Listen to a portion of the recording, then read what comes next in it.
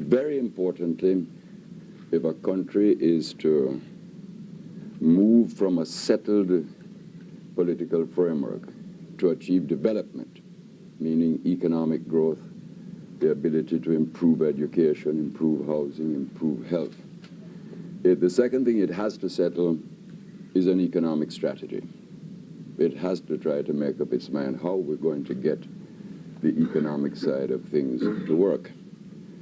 And we have, I think, a singular advantage at this time in that, having settled our politics in the sense of systems, we have reached, I think, a remarkable degree of consensus about economic development. We have been through various experiments in state intervention in economic activity. We have always believed in a powerful private sector, but we've had periods when we thought we could work the mix, get an advantage out of a mixture. Experience taught us that the government's just not very good at production. And experience taught me that if you try to achieve shortcuts by putting government into aspects of production for whatever reason, that what you do is set up tremendous contradictions inside the society.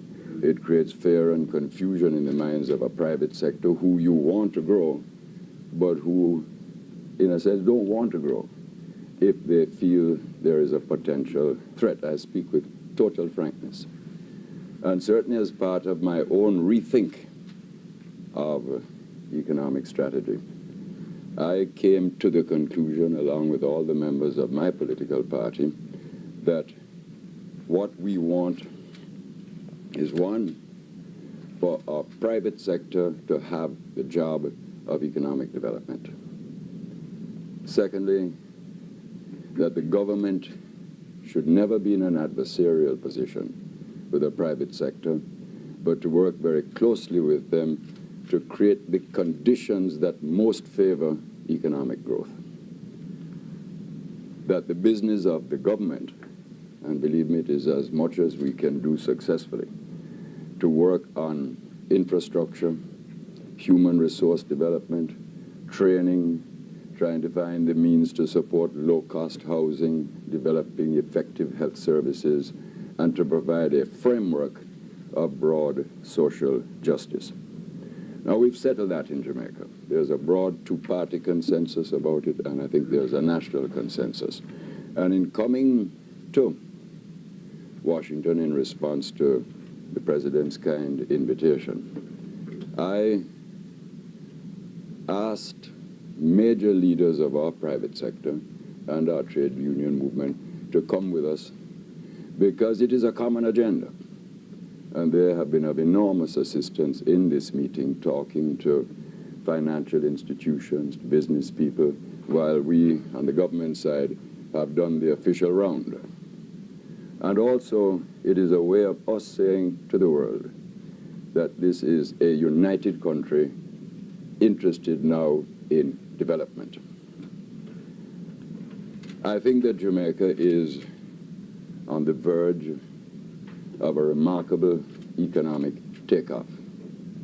The will is there, the know-how is there, the private sector wants to move, tourism is moving, bauxite alumina is beginning to move upwards again, non-traditional export development is beginning to improve, and we even achieved 5% growth in our GDP last year.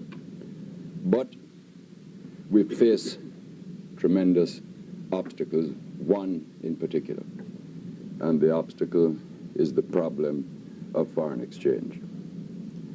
In all the years of the past, Jamaica ended up, as indeed many countries in the world have, very, very heavily in debt. Our debt is 4.5 billion, which is the equivalent of nearly 2 years' gross domestic product. The servicing of that debt takes more than 40% of our foreign exchange earnings, and the financing of the servicing of the debt takes more than 40% of the national budget. So that we face two huge problems. From the government's point of view, such enormous sums of the budget are used to finance the servicing of the past, the servicing of the debt, that our capacity to maintain a dynamic, forward-moving educational system that keeps in step with modern technology, that can begin to give us our own indigenous research capacity, is severely hampered. Our ability for economic growth, ironically, is severely hampered. Many people don't understand that you cannot expand a business in a country like Jamaica if you don't have foreign exchange. You can't make the basic machinery. You have to import it. So if you want to expand a plant, you have to have the foreign exchange to pay for the foreign machinery, and so on and so forth. And very often now we're trapped in a situation, and we face that in a very serious way in the immediate 2 to 3 years, is that when a private sector firm is excited with a plan of expansion or to get into a new line, it has to come to the central bank for the foreign exchange for part of what it wants to do, and then they have to join a queue before they can get the foreign exchange, so that we are denied the growth, they become frustrated, we lose the employment opportunities, and the whole thing becomes trapped in a frustration. Now, I'd like first of all to say, why should an American citizen have any interest in that? Why should it not be shrugged off as your problem, somebody else's problem? And then I'd like to discuss afterwards things that we think can do to help, and why we are here, really. I think that more and more we really occupy a single global economy. Very many Americans, I think, and very many people in the more developed parts of the world don't recognize that when a large part of mankind is trapped in this debt problem, when we in Jamaica want to expand something in agriculture, but need more tractors to expand it, those tractors can logically come from you. If we can't bring them in, then you don't export them. And I often think it is ironic that the United States, with all its economic power, should have a balance of trade problem, and you have an acute balance of trade problem, and it impacts on your society.